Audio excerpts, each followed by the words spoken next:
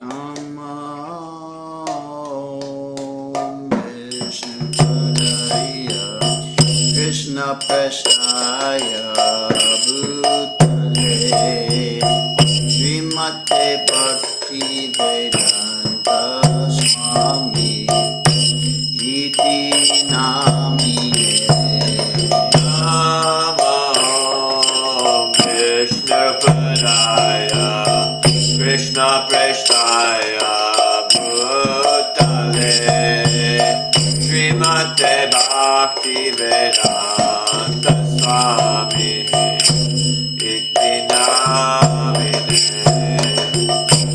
Namaste Saraswate Deve Gauravani Pracharine Nirvishesha Shunyavadi Astachadishatarine Namaste Saraswati Deve Gauravani Pracharine Nirvishesha Shunyavadi Paschatyadishatarine Shri Krishna Chaitanya Prabhu Nityananda Shri Advaita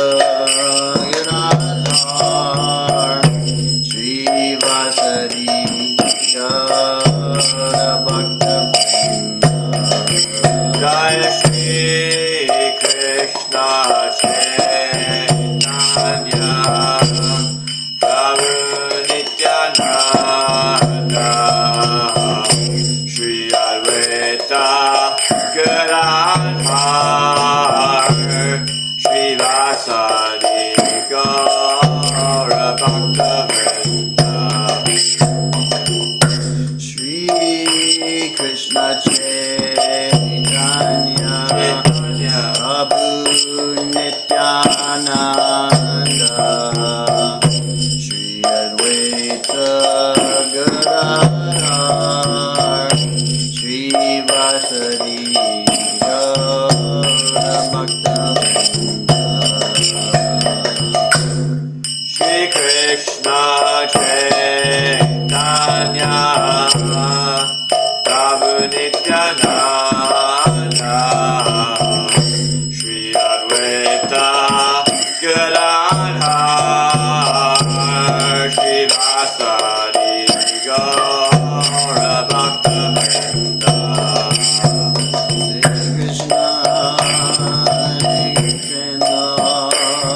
Krishna Hare Hare Rama Hare Rama Rama Rama Hare Hare Hare Krishna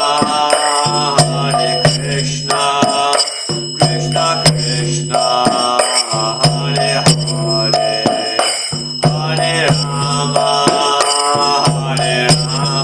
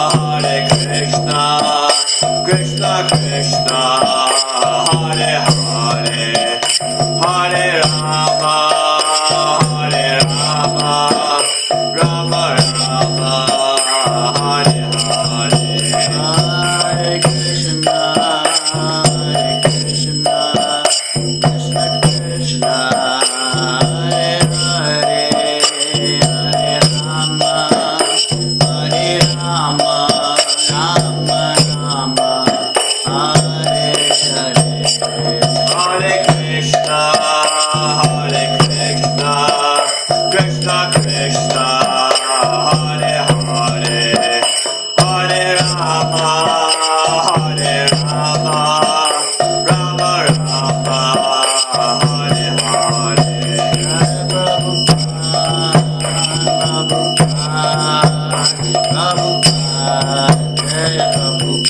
Jaya Jaya Prabhupada, Prabhupada, Prabhupada, Jaya Jaya Prabhupada.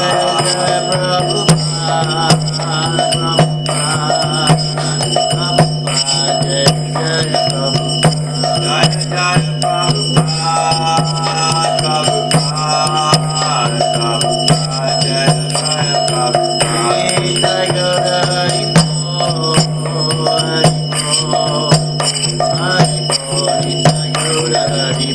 Nitai Gaura Haribo, Haribo, Haribo, Nitai Gaura Haribo. Srila ki jai, Srimad Bhagavad Gita as it is ki jai. Haribo.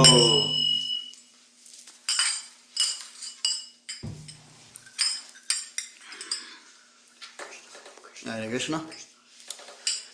Welcome everyone. Another daily reading. Continuing on. Srimad Bhagavad Gita as it is. We have Bhakti Adam here. If Nakunja online. Hare Krishna. And I'm going to start on 14:19.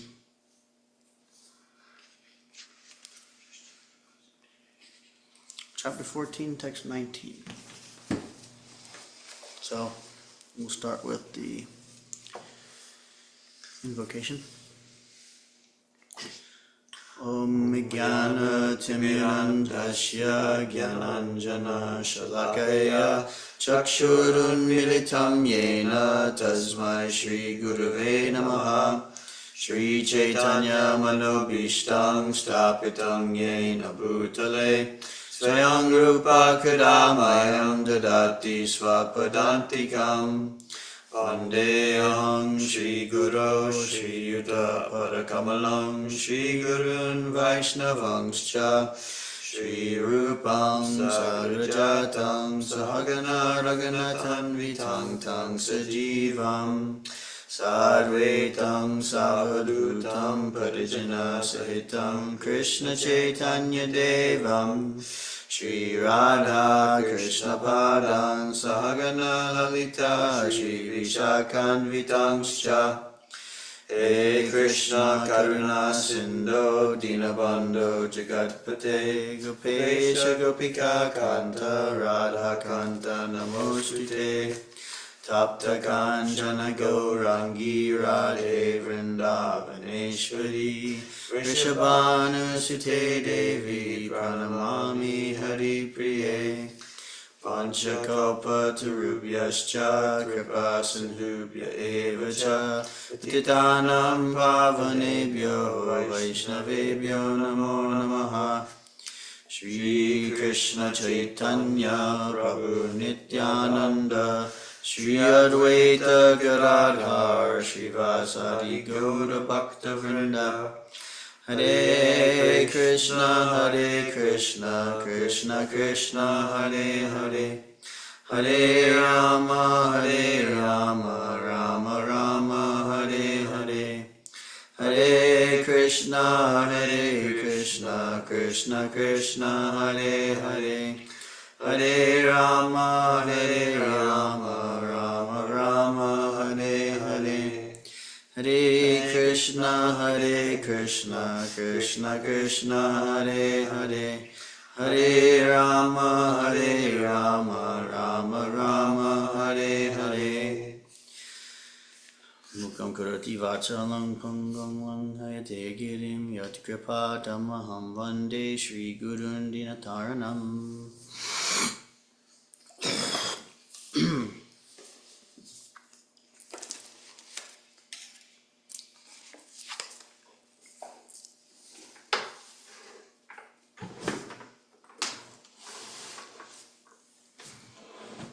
Alright, chapter 14, text 19. Nanyam gunebhya kartaram yada drashtanupashyati gunebhyascha param veti madbhavam sodigashyati. When one properly sees that in all activities no other performer is at work than these modes of nature, and he knows the Supreme Lord who is transcendental to all these modes, he attains my spiritual nature. Purport. One can transcend all the activities of the modes of material nature simply by understanding them properly, by learning from the proper souls. The real spiritual master is Krishna, and he is imparting the spiritual knowledge to Arjuna. Similarly, it is from those who are fully in Krishna consciousness that one has to learn the science of activities in terms of the modes of nature. Otherwise, one's life would be misdirected. By the instruction of a bona fide spiritual master, a living entity can know of his spiritual position, his material body, his senses, how he is entrapped, and how he is under the spell of the material modes of nature. He is helpless, being in the grip of these modes. But when he can see his real position, then he can attain to the transcendental platform, having the scope for spiritual life. Actually, the living entity is not the performer of different activities. He is forced to act because he is situated in a particular type of body, conducted by some particular mode of material nature. Unless one has the help of spiritual authority, he cannot understand in what position he is actually situated. With the association of a bona fide spiritual master, he can see his real position, and by such an understanding, he can become fixed in full Krishna consciousness. A man in Krishna consciousness is not controlled by the spell of the material modes of nature. It has already been stated in the 7th chapter that one who has surrendered to Krishna is relieved from the activities of material nature. For one who is able to see things as they are, the influence of material nature gradually ceases. Gunane tanatitya trindehi deha samudbhavan janma mrityu jara dukar vimukta mritamashnute. When the embodied being is able to transcend these three modes associated with the material body, he can become free from birth, death, old age, and their distresses, and can enjoy nectar even in this life. Purport. How one can stay in the transcendental position even in this body, in full Krishna consciousness, is explained in this verse. The Sanskrit word dehi means embodied. Although one is within this material body, by advancement in spiritual knowledge, he can be free from the influence of the modes of nature. He can enjoy the happiness of spiritual life even in this body, because after leaving this body, he is certainly going to the spiritual sky. But even in this body, he can enjoy spiritual happiness. In other words, devotional service in Krishna consciousness is the sign of liberation from material entanglement, and this will be explained in the 18th chapter. When one is freed from the influence of the modes of material nature, he enters into devotional service. Arjuna uvacha karlingaistrin gunanetan atita bhavati prabho himachara katam chaitam strin gunanati vartate. Arjuna inquired, my dear Lord, by which symptoms is one known who is transcendental to these three modes? What is his behavior, and how does he transcend the modes of nature? Purport. In this verse, Arjuna's questions are very appropriate. He wants to know the symptoms of a person who has already transcended the material modes. He first inquires of the symptoms of such a transcendental person. How can one understand that he has already transcended the influence of the modes of material nature? The second question asks how he lives and what his activities are. Are they regulated or non-regulated? Then Arjuna inquires of the means by which he can attain the transcendental nature. That is very important. Unless one knows the direct means by which one can be situated always transcendentally, there is no possibility of showing the symptoms. So all these questions put by Arjuna are very important, and the Lord answers them.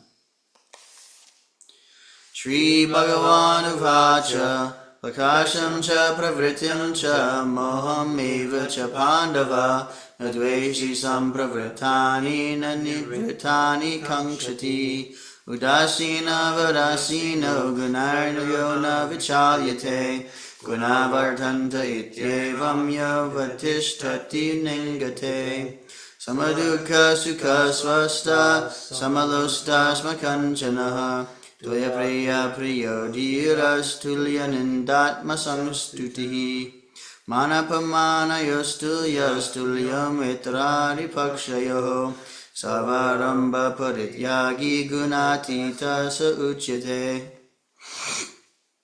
The Supreme Personality of Godhead said, O son of Pandu, he who does not hate illumination, attachment, and delusion when they are present, or long for them when they disappear, who is unwavering and undisturbed through all these reactions of the material qualities, remaining neutral and transcendental, knowing that the modes alone are active, who is situated in the self and regards alike happiness and distress, who looks upon a lump of earth, a stone, and a piece of gold with an equal eye, who is equal toward the desirable and the undesirable, who is steady, situated equally well in praise and blame, honor and dishonor, who treats alike both friend and enemy, and who has renounced all material activities.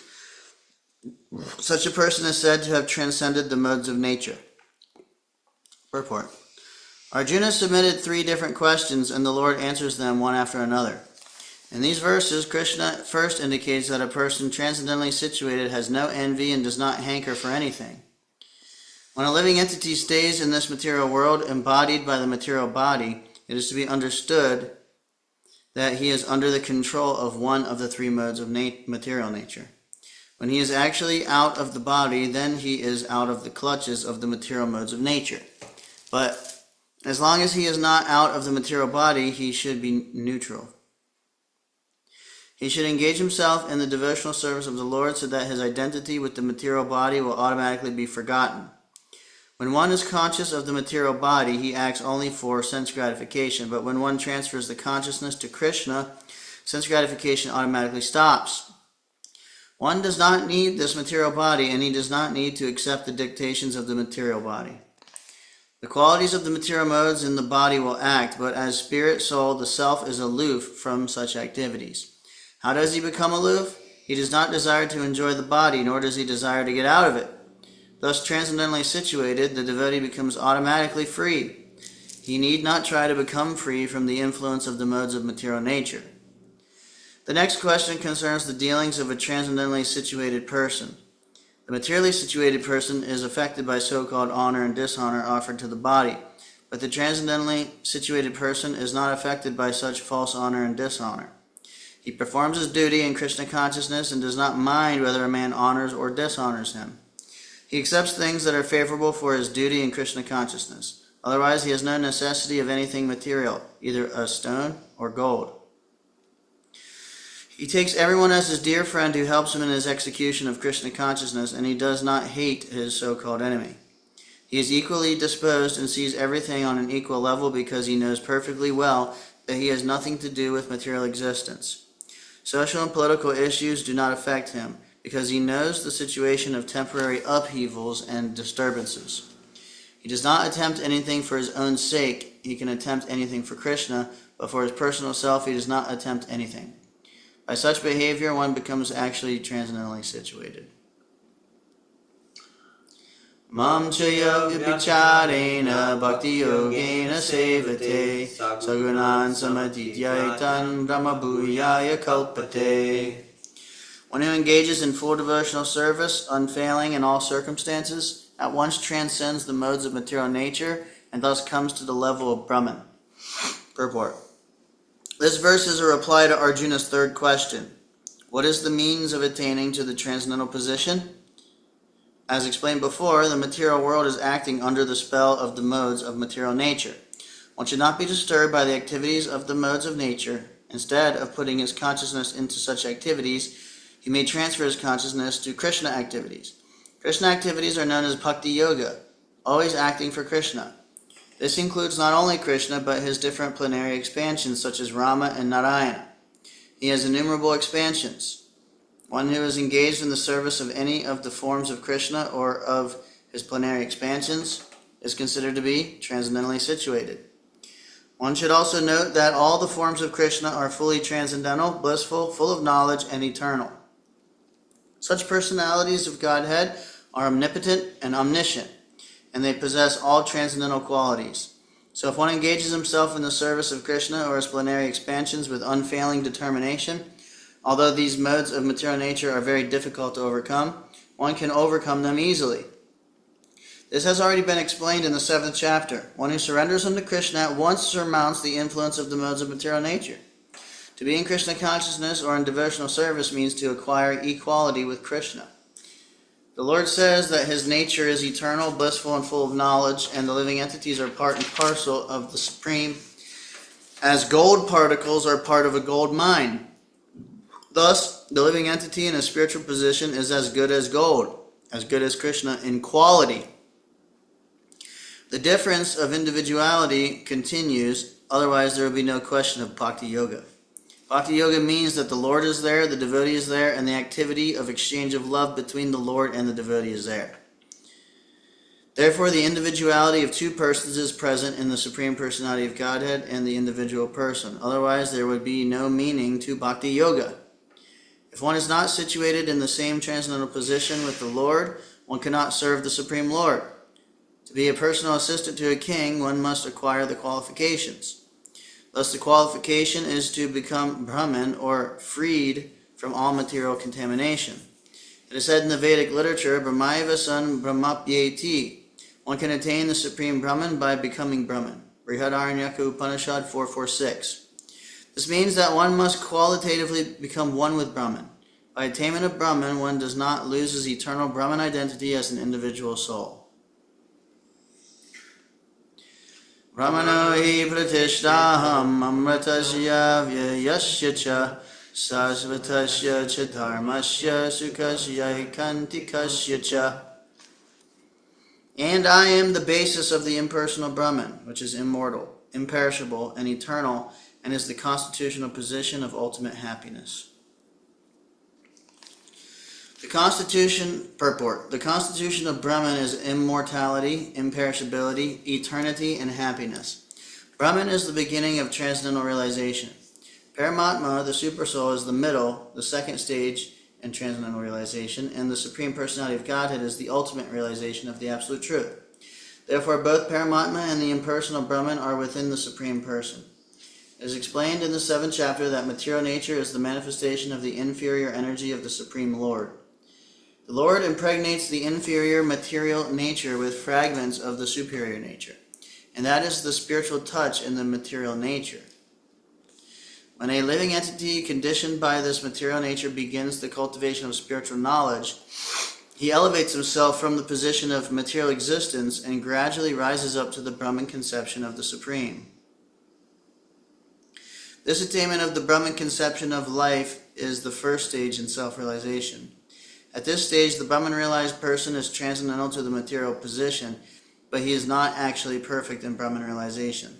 If he wants, he can continue to stay in the Brahman position and then gradually rise up to Paramatma realization, and then to the realization of the Supreme Personality of Godhead. There are many examples of this in Vedic literature. The 4 Kumaras were situated first in the impersonal Brahman conception of truth, but then they gradually rose to the platform of devotional service. One who cannot elevate himself beyond the impersonal conception of Brahman runs the risk of falling down. In Srimad Bhagavatam it is stated that although a person may rise to the stage of impersonal Brahman without going further, with no information of the Supreme Person, his intelligence is not perfectly clear. Therefore, in spite of being raised to the Brahman platform, there is the chance of falling down if one is not engaged in the devotional service of the Lord. In the Vedic language, it is also said, Raso Vaisa Rasam Hivayam Labdvanandi Bhavati.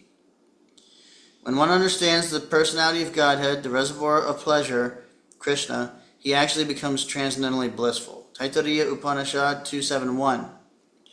The Supreme Lord is full in 6 opulences, and when a devotee approaches him, there is an exchange of these 6 opulences. The servant of the king enjoys on an almost equal level with the king. And so eternal happiness, imperishable happiness, and eternal life accompany devotional service.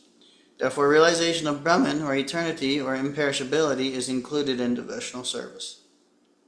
This is already possessed by a person who is engaged in devotional service. The living entity, although Brahman by nature, has the desire to lord it over the material world, and due to this he falls down. In his constitutional position, a living entity is above the three modes of material nature, but association with material nature entangles him in the different modes of material nature: goodness, passion, and ignorance. Due to the association of these three modes, his desire to dominate the material world is there. By engagement in devotional service and full Krishna consciousness, he is immediately situated in the transcendental position, and his unlawful desire to control material nature is removed. Therefore, the process of devotional service, beginning with hearing, chanting, remembering, the prescribed 9 methods for realizing devotional service, should be practiced in the association of devotees. Gradually, by such association, by the influence of the spiritual master, one's material desire to dominate is removed, and one becomes firmly situated in the Lord's transcendental loving service. This method is prescribed from the 22nd to the last verse of this chapter.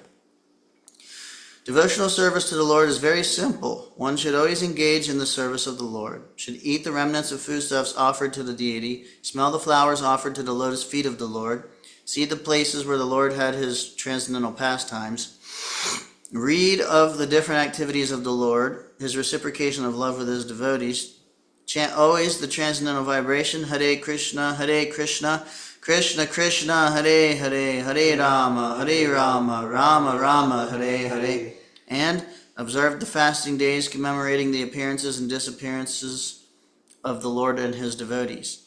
By following such a process, one becomes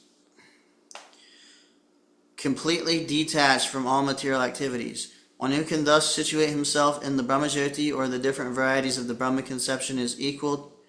One who can thus situate himself in the Brahmajyoti, or the different varieties of the Brahma conception, is equal to the Supreme Personality of Godhead in quality. Thus end the Bhaktivedanta purports to the 14th chapter of the Srimad Bhagavad Gita in the matter of the three modes of material nature.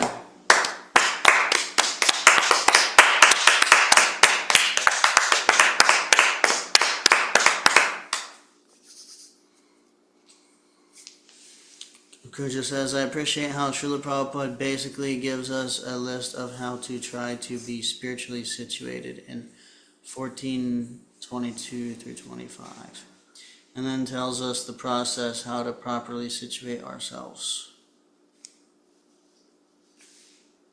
Jai. We like that too. Hare Krishna. So that's how you. So this is being situated in Brahman by hearing. So Depends on our consciousness. okay. This is the process. If my mind is fixed in the sound of your voice while you're reading Bhagavad Gita, am I doing it? Well, it depends. The factor that makes it transcendental is that it's factually devotional service. So intentionality.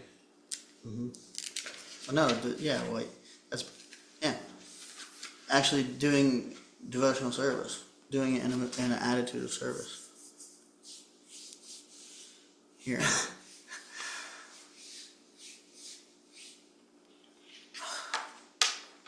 People make a show of devotional service all the time. For other reasons, it's not actually devotional service. Even though there is benefit from hearing the transcendental sound vibration, it's not the same as deliberately engaging for devotional reasons. Out of love, affection, gratitude. Genuinely wanting to please whoever's being served, ultimately the Lord. Yeah.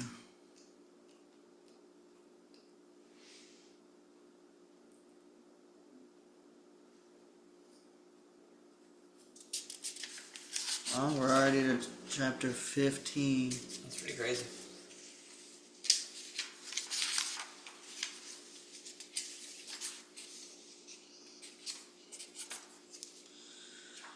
Hare Krishna. Alright, well, it's a little too early to conclude. Read a little bit more. Chapter 15, the Yoga of the Supreme Person. Shri Bhagavan Uvacha Urdhanulamada Sakam Asvatam Prahuravyayam Shandam Siyasya Parnani Yastam Veda Savedavit. The Supreme Personality of Godhead said, it is said that there is an imperishable banyan tree that has its roots upward and its branches down, and whose leaves are the Vedic hymns. One who knows this tree is the knower of the Vedas. Purport. After the discussion of the importance of Bhakti Yoga, one may question, what about the Vedas? It is explained in this chapter that the purpose of Vedic study is to understand Krishna. Therefore, one who is in Krishna consciousness, who is engaged in devotional service, already knows the Vedas. The entanglement of this material world is compared here to a banyan tree. For one who is engaged in fruitive activities, there is no end to the banyan tree. He wanders from one branch to another, to another, to another. The tree of this material world has no end, and for one who is attached to this, And for one who is attached to this is no possibility of liberation. The tree of this material world has no end, and for one who is attached to this is, I think that's a typo.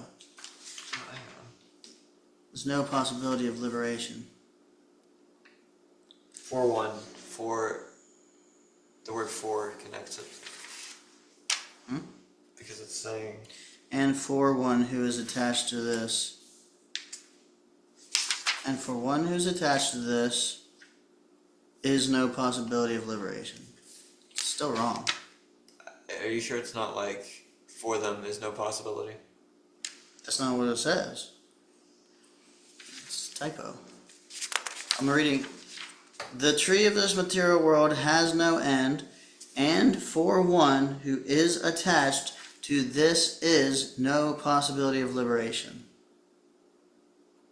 That's wrong, right? That's wrong. It's wrong. Is it? Did I forget? I think that's a typo. The Vedic hymns meant for elevating oneself are called the leaves of this tree. This tree's roots grow upward because they begin from where Brahma is located, the topmost planet of this universe. If one can understand this indestructible tree of illusion, then one can get out of it. This process of extrication should be understood. In the previous chapters, it has been explained that there are many processes by which to get out of the material entanglement. And up through the 14th chapter, we have seen that devotional service to the Supreme Lord is the best way. Now the basic principle of devotional service is detachment from material activities and attachment to the transcendental service of the Lord. The process of breaking attachment to the material world is discussed in the beginning of this chapter. The root of this material existence grows upward. This means that it begins from the total material substance, from the topmost planet of the universe. From there, the whole universe is expanded with so many branches representing the various planetary systems. The fruits represent the results of the living entity's activities, namely religion, economic development, sense gratification, and liberation. Now there is no ready experience in this world of a tree situated with its branches down and its roots upward, but there is such a thing. That tree can be found beside a reservoir of water. We can see that the trees on the bank reflect upon the water with their branches down and roots up. In other words, the tree of this material world is only a reflection of the real tree of the spiritual world. This reflection of the spiritual world is situated on desire, just as a tree's reflection is situated on water. It's important. This reflection of the spiritual world is situated on desire, just as a tree's reflection is situated on water. Desire is the cause of things being situated in this reflected material light.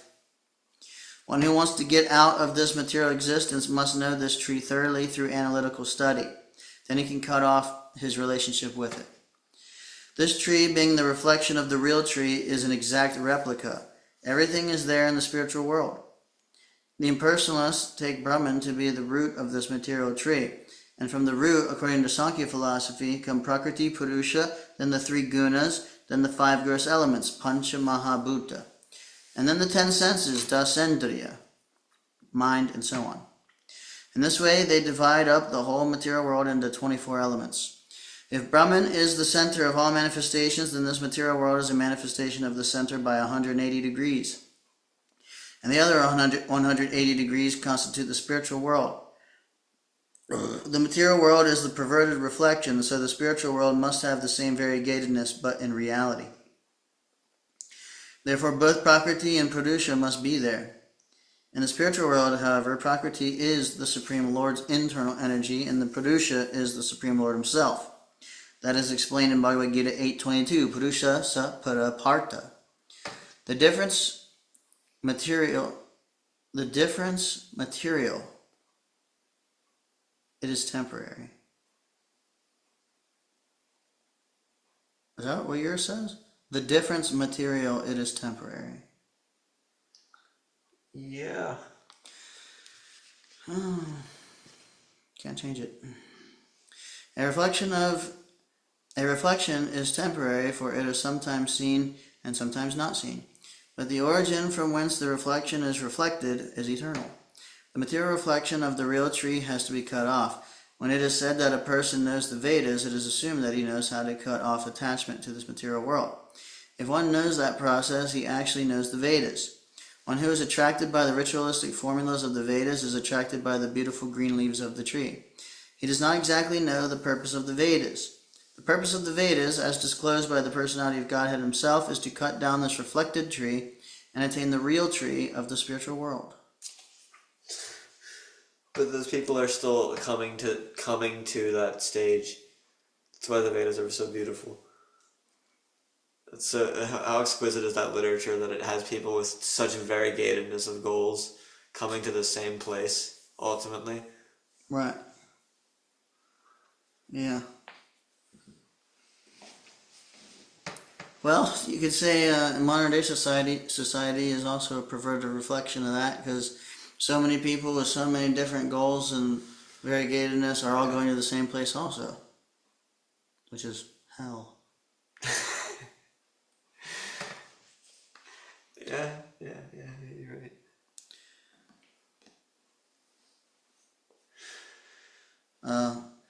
Arhastudvam prashritastasya saka guna pravreda vishaya pravala arashtamulyananursantatani karmanubhandini manushya loke. The branches of this tree extend downward and upward, nourished by the 3 modes of material nature. The twigs are the objects of the senses. This tree also has roots going down, and these are bound to the fruitive actions of human society. Purport: the description of the banyan tree is further explained here. Its branches spread in all directions.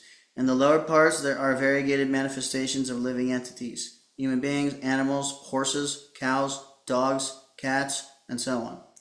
These are situated on the lower parts of the branches, whereas on the upper parts are higher forms of living entities, the demigods, Gandharvas, and many other higher species of life. As a tree is nourished by water,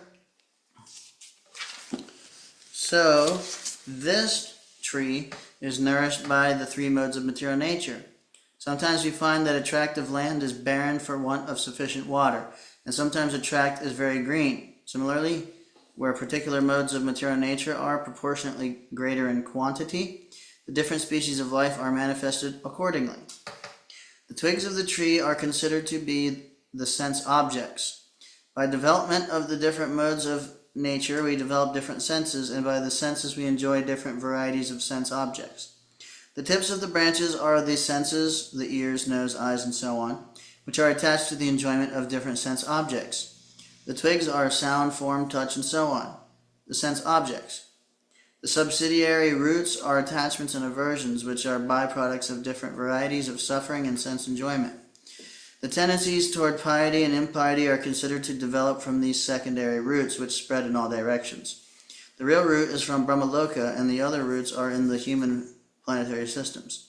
After one enjoys the results of virtuous activities in the upper planetary systems, he comes down to this earth and renews his karma, or fruit of activities for promotion. This planet of human beings is considered the field of activities. Let me check it. Any discussion points? Online? Or Nakunja, basically?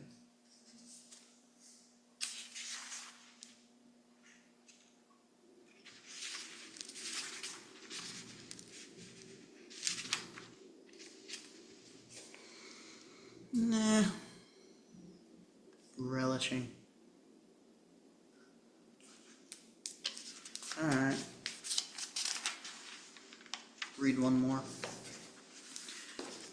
Narupam aseya tatupalabhyate nanto nachadir nacha sampratishta asvattamenam suvirudhamulam asanga sastrena dridena chitva tataparam tat parimargatavyam yasmin gatana nivartanti bhuya tam eva jayam purusham prapadye yata pravritti prashrita purani. The real form of this tree cannot be perceived in this world. No one can understand where it ends, where it begins, or where its foundation is. But with determination, one must cut down this strongly rooted tree with the weapon of detachment.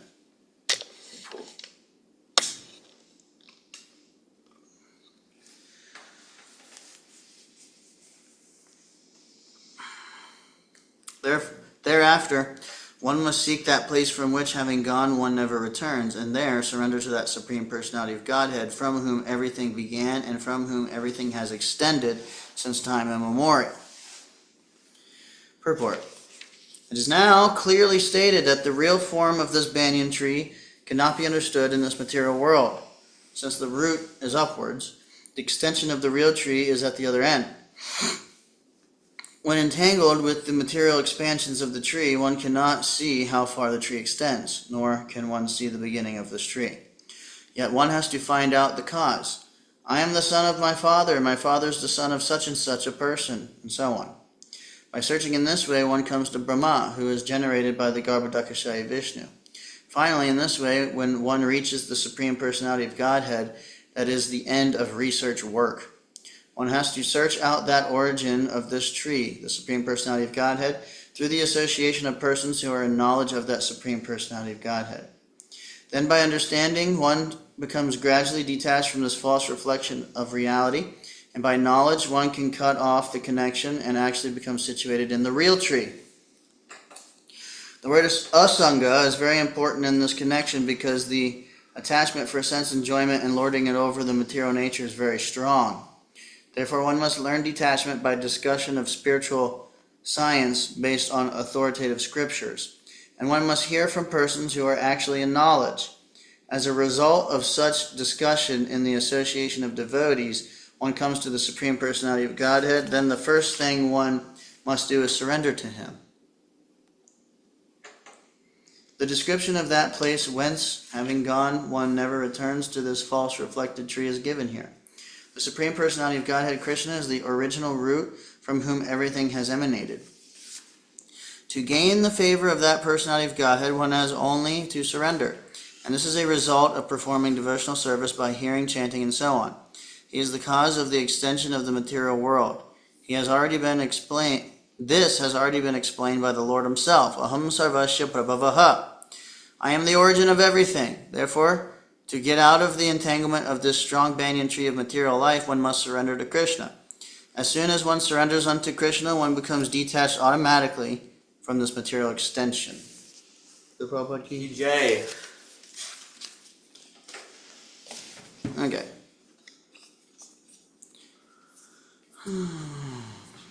Oh. Okay. Alright, well, Hare Krishna. If no points, then that's it. Hare Krishna. All glories to Srila Prabhupada ki. Jai. Ancha kalpa turubhischa kripa sinhubhya eva cha patitanam pavanebhyo vaishnavebhyo namo namaha anantakoti vaishnavrinda ki. Yay. Alright, Hare Krishna. Sometimes it's just nice to hear. Anyway, thank you so much. I'm going to end the recording here. Thank you everyone for watching. We'll see you tomorrow. Hare Krishna.